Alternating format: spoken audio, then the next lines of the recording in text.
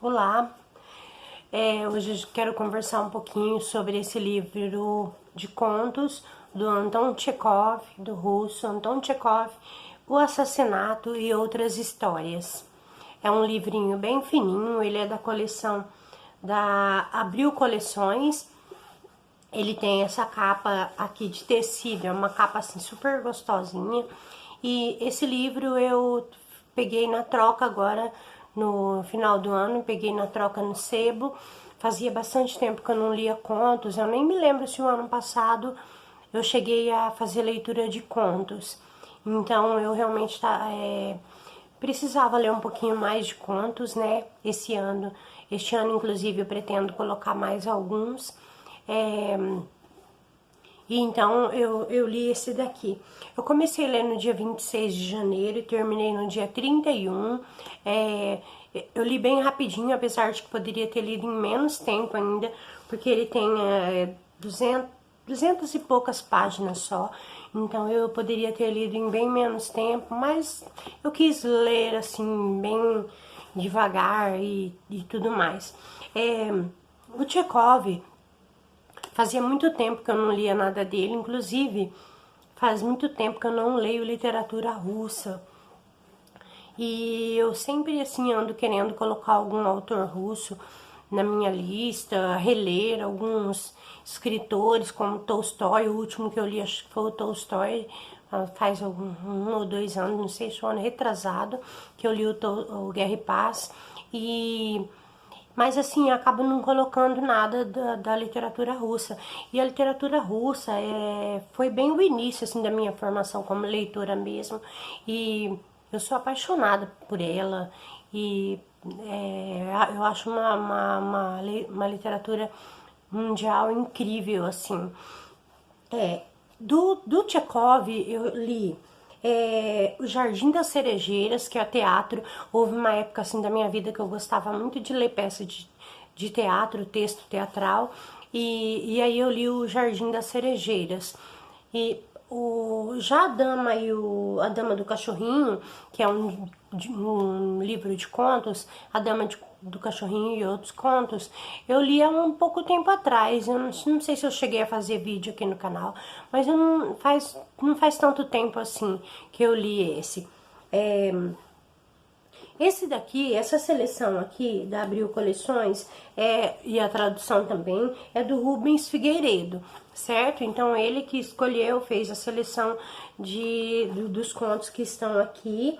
E, assim, o Chekhov, falar um pouquinho dele, o Chekhov, ele era médico e ele gostava começou a escrever, assim, né, para os jornais, e aí, então, nasceu essa paixão dele pela literatura.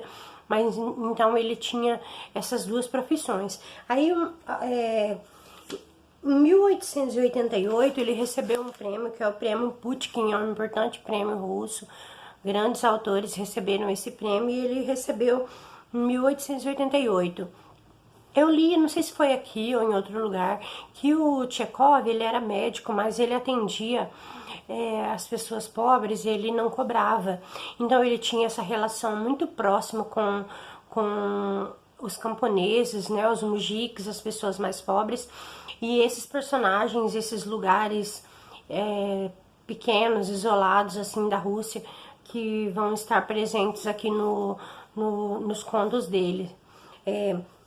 Ele é considerado um dos mestres do conto mundial. Ele revolucionou essa forma do gênero na Rússia. Então, ele é bastante assim considerado pela crítica. E os contos aqui desse volume, eles vão pertencer à última fase já da literatura do Chekhov. Tá? Eles vão ser contos bastante longos, assim, a maioria deles são contos separados até num capítulo, separados por números, né? E então eles são bastante longos, tem umas 30 páginas, 40 páginas cada conto, e são só 6, tá? Aí aqui o tema dos contos dele aqui, nesse caso, o tema é o interior, as pessoas do interior da Rússia. Aqui não vai ter contos retratando a capital, grandes cidades, não. Todos os contos se passam no interior, que ele selecionou dessa maneira. E vai retratar, então, esse cotidiano aqui da Rússia. Esse cotidiano, a Rússia é um país enorme e com muitas contradições, e essa época que ele retrata, então, uma época, assim, de bastante pobreza. Então, é um livro bem forte, assim, nesse sentido, que vai retratar esse cotidiano que é bem triste, muitas vezes até cruel, né, dessas pessoas. E em alguns contos ele vai retratar os pequenos burgueses, né, e essa vida banal que esses pequenos burgueses tinham no meio de toda essa pobreza, né. Então, o primeiro conto é o Professor de Letras. Então, aqui ele vai contar a história do Nikitin. Esse conto é um conto bem arrastado, assim, que é um professor que ele trabalha numa pequena cidade, ele mora com outro professor amigo dele, e ele frequenta uma casa de pessoas, de burgueses, assim, e aos poucos ele vai se aproximando de uma menina, né, a menina que mora na casa, e eles acabam se casando. Mas então, esse casamento era algo que ele queria muito, muito no começo, e ele luta muito, assim, pra conseguir, né, se casar com ela. Recebe o dote, tinha essa questão do dote, né, então ele passa a ter uma vida melhor ainda, uma vida confortável, mas ele percebe que que essa vida é uma vida bem entediante. E o conto termina assim. Na verdade, vários contos assim não tem aquele enredo muito bem definido, é só um recorte mesmo de um determinado momento da vida do personagem, e que então não tem fim, né? Não tem aquele começo característico também da história. Então o Tchekov tem uma forma de narrar assim bem peculiar. O segundo conto já é o Assassinato, que é o que dá título ao livro.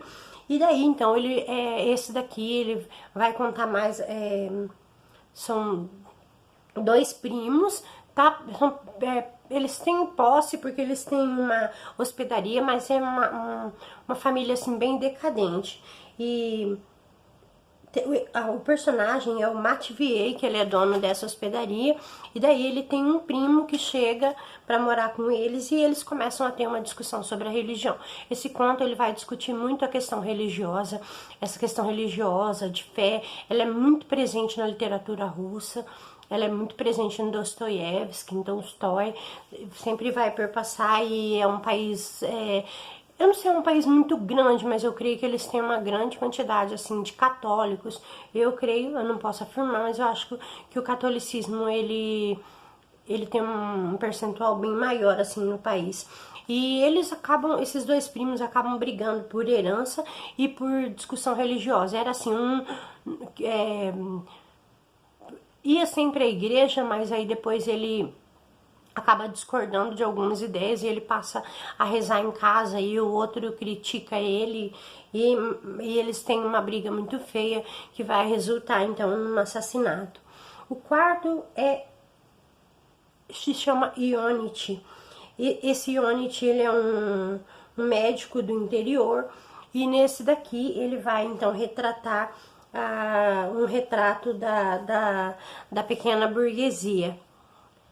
Ele aqui também vai ter essa história dele. Ele mora um pouco afastado e ele conhece uma família e ele começa a frequentar essa casa. Também tem uma moça, só que ao contrário do outro, que a moça ela é uma pianista, mas ela tem pretensões assim de seguir, de ir para um conservatório, e ela vai para o conservatório. Aí ele vai seguindo aquela vidinha dele.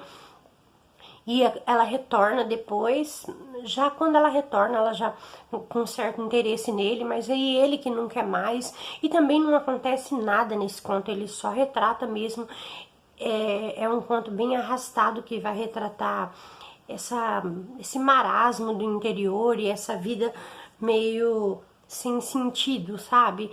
De morar naquela cidadezinha pequena, a vida tipo, vida besta e vai passando, a vida vai passando, ele só engordando e levando aquela mesma vidinha de sempre. Então, o conto traz essa crítica, sabe? Depois, o quinto é Em Serviço, é um médico e um suplente de juiz que são chamados para uma autópsia.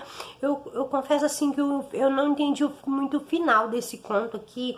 Eles vão para fazer essa autópsia, quando chegam lá e tá uma nevasca terrível e eles vão para uma outra casa que tá tendo uma festa e eles não conseguem voltar, eles ficam presos por conta do mau tempo.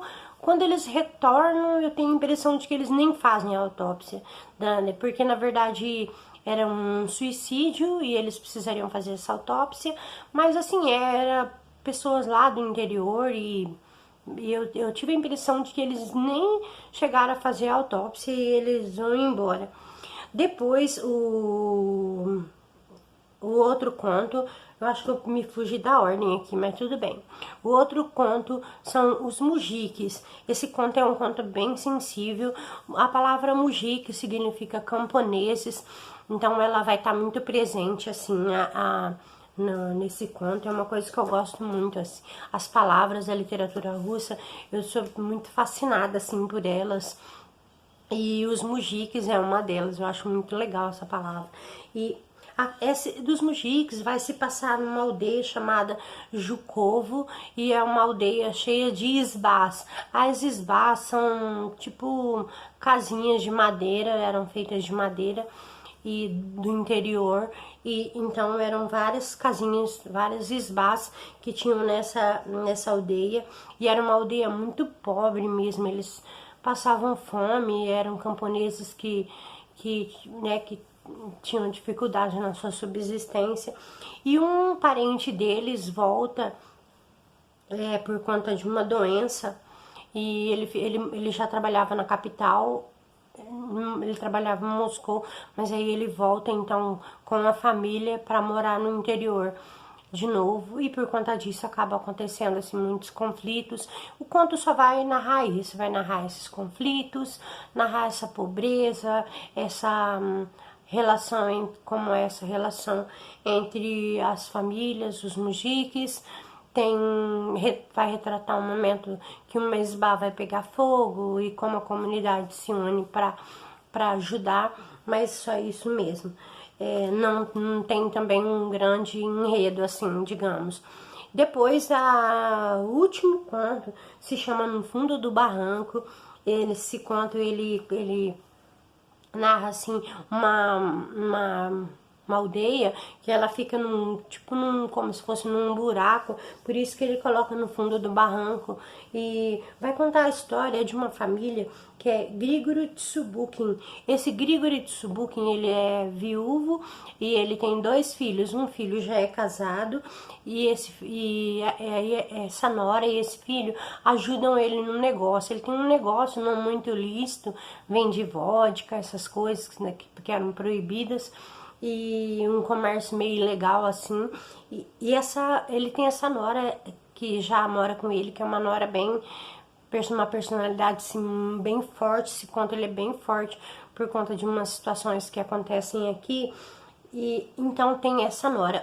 Ele tem um outro filho que não mora com ele, mora em outro lugar, não sei se é Moscou, mora em outra cidade, uma cidade grande, e é policial. E esse filho é solteiro, de vez em quando volta, e esse filho traz... É um filho bem estranho, cheio de mistérios, assim. O filho traz umas moedas para ele uma vez, moedas novinhas, então uma coisa assim, meio de desconfiar, né? E dá para ele guardar essas moedas, ele mistura com outro dinheiro dele, e ele vai embora. Quando ele retorna de novo... ele sempre comenta que ele tem um amigo, que esse é o melhor amigo dele, não sei o que. Isso é uma peça meio chave, assim, no conto. E quando ele volta, o pessoal começa a querer arrumar uma mulher para ele, porque ele precisa se casar. Então eles vão procurar nas aldeias e eles acham uma menina que se chama Lipa, filha de viúvo também, de uma viúva também, se chama Lipa e se ajeita o casamento. Mas é uma coisa totalmente sem... Ele mal conhece a menina, eles não têm sentimento nenhum. E por fim ele vai embora e eles descobrem, então, daí, depois que ele vai preso, porque as moedas, ele falsificava dinheiro, as moedas que ele deu pro pai dele eram todas falsas. Ele e o amigo lá que ele falava, eles são presos assim. Então esse último conto aqui no fundo do barranco é um conto bem interessante também. E, bom, e é isso, esses 6 contos eu gostei bastante, assim, um ou outro só que eu não gostei, a maioria deles eu gostei bastante.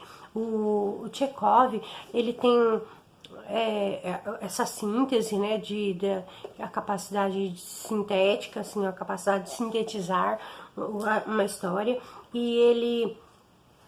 Mas mesmo assim, aqui no meio, ele consegue colocar momentos de muito lirismo.